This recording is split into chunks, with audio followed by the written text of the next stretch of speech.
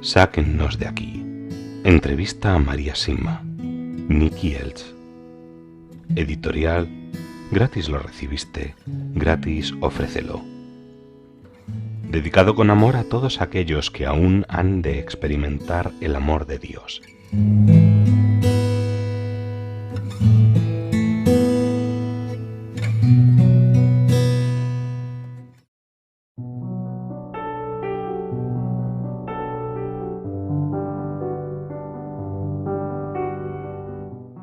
La confesión.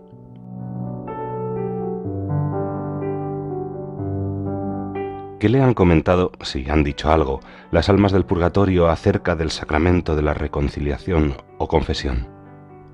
Oh, sí, lo mencionan con frecuencia. Están muy tristes de que se haya vuelto tan poco frecuente, que se haya dejado de lado. Es un regalo tan grande el que Dios nos brinda, que Satanás solamente podría querer destruirlo. Y creo que lo está logrando. Deberíamos acudir a la confesión, como debería llamarse, con alegría y no asustados o temerosos como desea Satanás. No hay de qué preocuparse, no hay nada que un sacerdote no haya escuchado ya. Un buen sacerdote sabe muy bien que él mismo, con todo lo que ha aprendido y experimentado, es mucho más pecador que el resto. Para Jesús y para todos los que se encuentran en el cielo es un gran motivo de alegría cuando llevamos nuestras debilidades y fracasos ante Jesús. Las almas del purgatorio me han contado que no existirían el 60% de todas las depresiones que se sufren en el mundo si se aprovechara este enorme regalo. Muchos especialistas, empresas farmacéuticas y orientadores se quedarían sin trabajo si todos se confesaran regularmente. Nuestro Señor puede salvar y sanar a todos y a todo, según Él quiera, tan solo con pedírselo. Nuestra madre ha dicho, y creo que fue en Medjugorje, que la confesión mensual sanaría a Occidente. La confesión no se entiende correctamente. Para la mayoría nos resulta difícil diferenciar entre el bien y el mal, pero otro tema mucho más peliagudo es diferenciar entre lo bueno y lo mejor. La confesión no está solo para confesarnos de haber robado un banco, pues de hecho muy pocos de nosotros robamos bancos. Para la mayoría está para buscar cómo ser cada vez mejores a los ojos de Dios. ¿Qué podría haber hecho durante este último mes para haber sido más santo? Eso es lo que nos debemos preguntar. Y que alguien diga que durante el último mes hizo todo lo que estuvo en su mano para cumplir perfectamente la voluntad de Dios. La humildad nos trae la más grande de todas las gracias. Jesús regala sus mayores tesoros a los más pequeños de corazón. La confesión nos recuerda repetidamente la pequeñez que Jesús quiere de nosotros para que Él pueda darnos sus enormes gracias. ¿Cómo respondería a todos los que dicen y lo hacen con sinceridad que no necesitan un sacerdote para confesarse, que no necesitan contarle sus cosas a otra persona, sino que pueden dirigirse directamente a Dios? Si lo que usted dice fuera cierto, los psicólogos y psiquiatras no tendrían tanto trabajo. Tanto las personas más inteligentes como las más sencillas pueden ir al mismo sacerdote, y ambos se quedarían asombrados por los frutos y gracias que surgirían de ese breve y libre encuentro con Jesús. Todos los seres humanos tienen la misma necesidad de confesar sus culpas. Todos esos grupos de apoyo y esas largas e interminables terapias tan costosas no serían necesarias si nos acercáramos a Jesús. Y sobre todo, las mayores gracias no nos llegan de ahí, de los expertos y los especialistas, sino solamente de Jesús. Nos dejamos engañar demasiado fácilmente. ¿No cree que Él, que para comenzar nos dio la vida, también es capaz de darnos infinitamente más que las soluciones del tipo «¿cómo enfrentarte a...» de la mayoría de los psicólogos? Dios los bendiga. Muchos de ellos ni siquiera reconocen la realidad del pecado. ¿Y cómo van a poder tratar entonces la realidad del perdón? Viven de un negocio que se perpetúa, y al no hacer nosotros uso del sacramento de la confesión, a ellos les asegura un coche más grande. Prosperan con nuestros pecados, mientras que Jesús murió por nosotros para conquistar y borrar nuestros pecados para siempre. ¿Y qué me podría decir ante los que retorcidamente dicen que Jesús nunca nos dijo que teníamos que ir a un confesionario a confesarnos? Es verdad, Les sugiero que acudan a confesarse con un sacerdote en un lugar público, contándole sus pecados claramente. Lo importante es que se digan claramente los pecados. Jesús dijo que nos arrepintiéramos y cuando lo hacemos, Él borra nuestros pecados y solo así Satanás deja de saber de ellos. Ya no puede atraer a esa persona mediante ese pecado o atacarle a causa de la débil e inexistente relación con Dios. Pero quien se encuentra en el confesionario es Jesús, no un sacerdote. ¿Está usted segura? Le cuento un caso que le sorprenderá. Una abuela italiana quiso llevar a su nieto de 8 años al Padre Pío para que hiciera su primera confesión. No sin motivo estaba muy entusiasmada cuando llegó a la parroquia. El niño entró a confesarse y salió radiante de alegría. La abuela sabía qué apariencia tenía el Padre Pío. Era bajo, gordito, casi calvo, de ojos muy oscuros y de unos 65 años. Aún así le preguntó a su nieto: «Dime, ¿cómo era?». El niño respondió con mucha calma y con detalle: «Oh, era alto y fornido, con ojos castaños y pelo largo y castaño. Tenía alrededor de 30 años». Está bromeando. No, cosas de este tipo suceden con frecuencia en lugares sagrados y de mucha oración. Déjeme plantearle un caso hipotético y luego le haré unas preguntas al respecto. Hay dos familias, ambas viven razonablemente bien y con salud. Una de las familias se confiesa regularmente mientras que la otra no. ¿Existirán diferencias entre sus descendientes? Y si las hubiera, ¿cuáles podrían ser? La primera familia contará con una base sólida para acercarse cada vez más a Jesús a lo largo de las generaciones, mientras que la segunda familia cargará con muchas dificultades que no hubiera tenido si se hubieran confesado regularmente.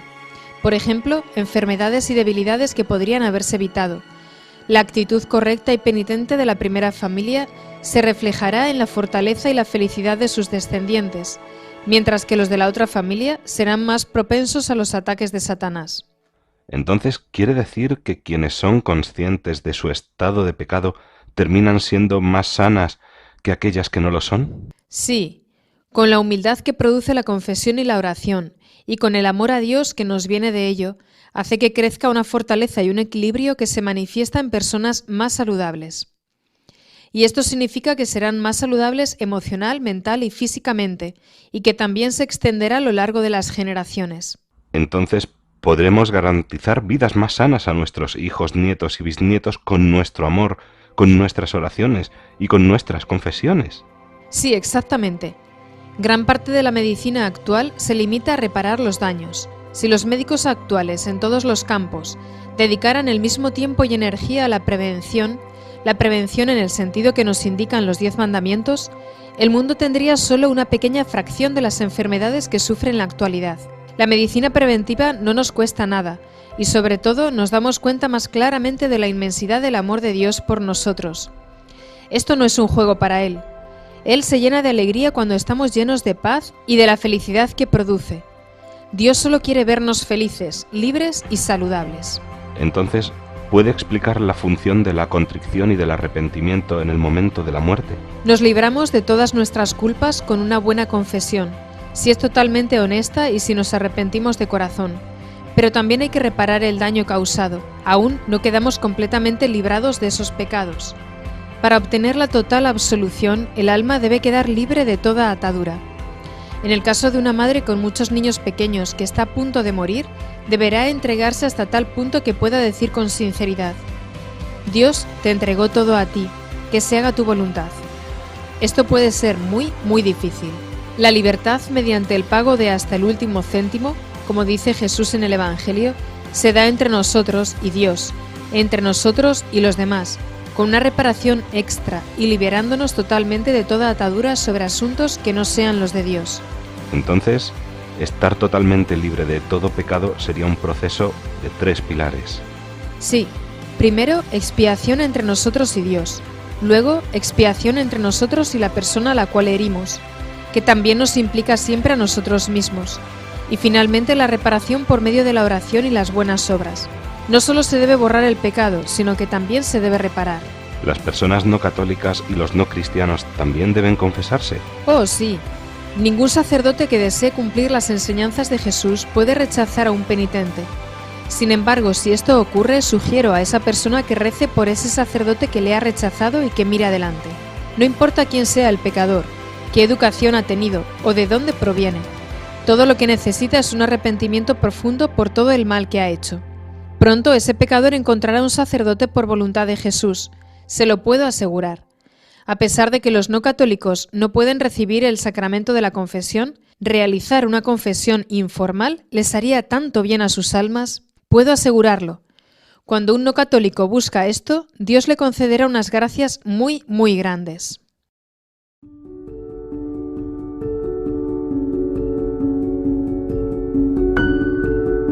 El rosario.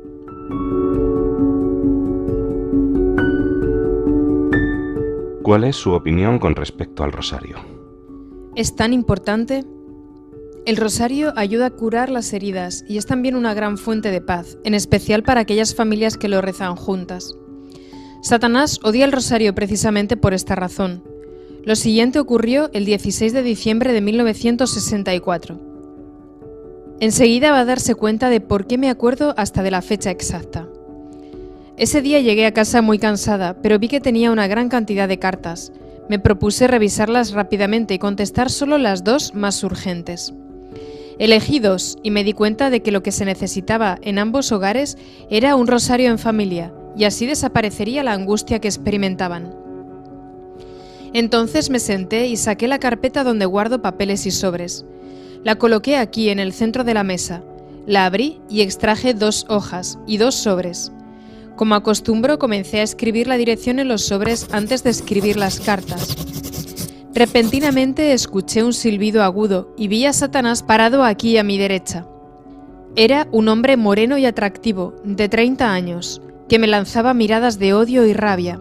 Lo ignoré y continué escribiendo las direcciones en los sobres. Luego sentí olor a quemado que me sorprendió. Miré dentro de la carpeta y por la ventana. Nada. Luego pensé: hoy no he encendido nada hasta ahora, debe ser la casa de los vecinos. Pero cuando miré nuevamente hacia la derecha, Satanás había tomado las 2 hojas de papel, las había arrastrado hasta el borde de la mesa y tenía su mano sobre ellas. Había una zona negra completamente quemada sobre la hoja en la que había apoyado su mano, y ese era el olor que yo había sentido.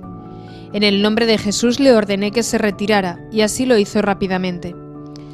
Terminé las 2 cartas, y al principio pensé en tirar las hojas quemadas, pero como solo la cara de arriba de ambas hojas estaba dañada, mientras que la de abajo solo se encontraba levemente oscura, pensé entonces que sería mejor si se las mostraba al párroco. Me agradeció que no las hubiera tirado porque quería que las estudiara un laboratorio de física en Innsbruck.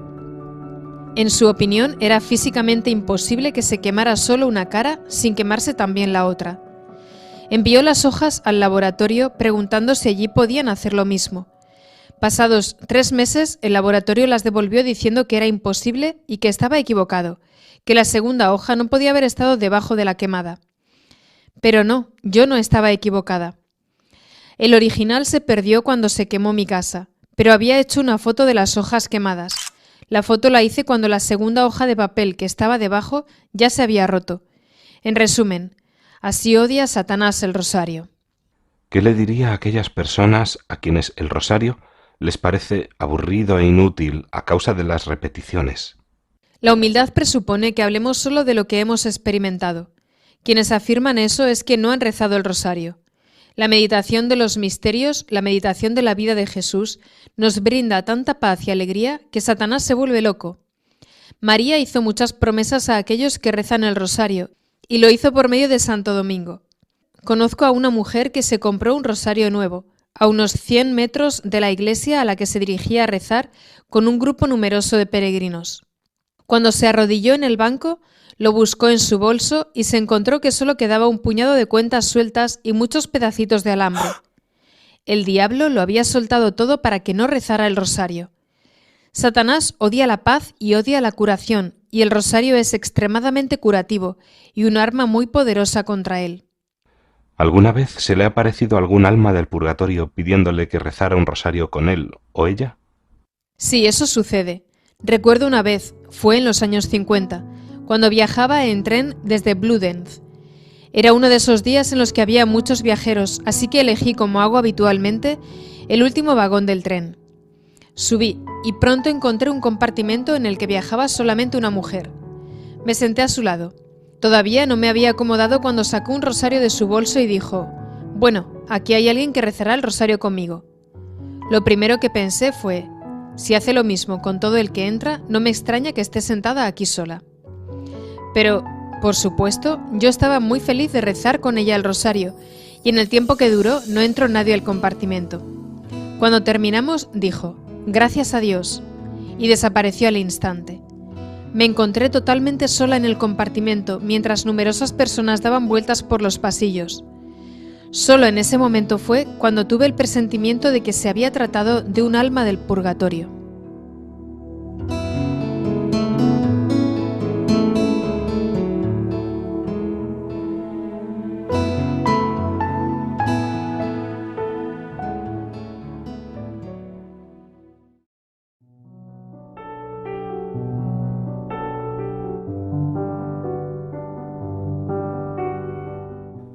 Los sacramentales.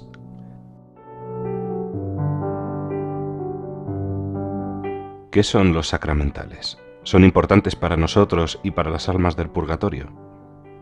Sí, son muy importantes y deberíamos usarlos siempre que podamos. Las almas aman todos los sacramentales, entre los que se incluyen el agua bendita, el aceite, la sal, las medallas, las velas y otros objetos. Puedo contar una historia magnífica y muy interesante sobre este tema. Sé de una mujer que le prometió a las almas del purgatorio encender una vela bendita por ellas todos los sábados. Un sábado su marido le dijo: «Deja de hacer eso, no tiene sentido. Es ridículo, los muertos están muy contentos. No creo que necesiten que enciendas una vela y no me interesa lo que les hayas prometido». Por supuesto, la mujer se entristeció porque quería cumplir su promesa, aunque no quería desobedecer a su esposo. Entonces pensó: «Muy bien, la pondré en la estufa y allí no la verá». Colocó la vela en la estufa y cerró la pequeña puerta, que por cierto tenía una ventanita también pequeña. Salió entonces de la casa, y al poco tiempo llegó su marido. Cuando estaba a punto de tirar algo, se dio cuenta con sorpresa de que en la estufa había una luz, así que extrañado abrió la puerta y miró dentro. Para su gran asombro, no solo vio la vela ardiendo, sino 6 pares de manos juntas en actitud orante alrededor. Cerró la puerta y esperó a que regresara su mujer. Cuando llegó le dijo: «¿Por qué has puesto la vela dentro de la estufa? Deberías ponerla aquí en la mesa». ¿Les gusta también algún tipo de música en particular? Sí, les gusta la música sacra y de forma especial el sonido de las campanas que convocan a las familias a la iglesia.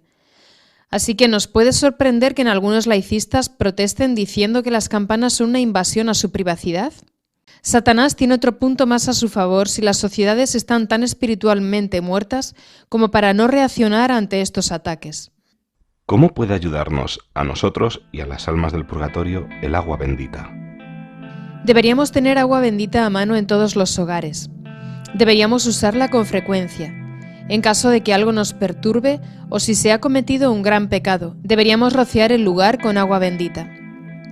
Es una protección poderosa contra Satanás. Las almas del purgatorio piden que haya agua bendita en todas las tumbas y se congregan y nos ayudan en cualquier lugar donde se utilice con frecuencia. También para discernir si una actividad es demoníaca o no, el agua bendita contestará rápidamente la pregunta por nosotros. Los demonios escapan de ella y vuelve la paz cuando se utiliza. Existen además estudios en la actualidad que prueban que el agua bendita es también una protección contra las radiaciones peligrosas. ¿De qué otra forma puede algo bendecido por un sacerdote ayudarnos a protegernos en nuestra vida diaria? Los sacerdotes deberían volver a bendecir más y más, bendecir los hogares, las cosechas, los automóviles y todas las empresas. No sería mala idea bendecir toda la sal que se utiliza en invierno para mantener las calles libres de hielo. De esta forma se reduciría notablemente el número de accidentes y sería beneficioso para todos.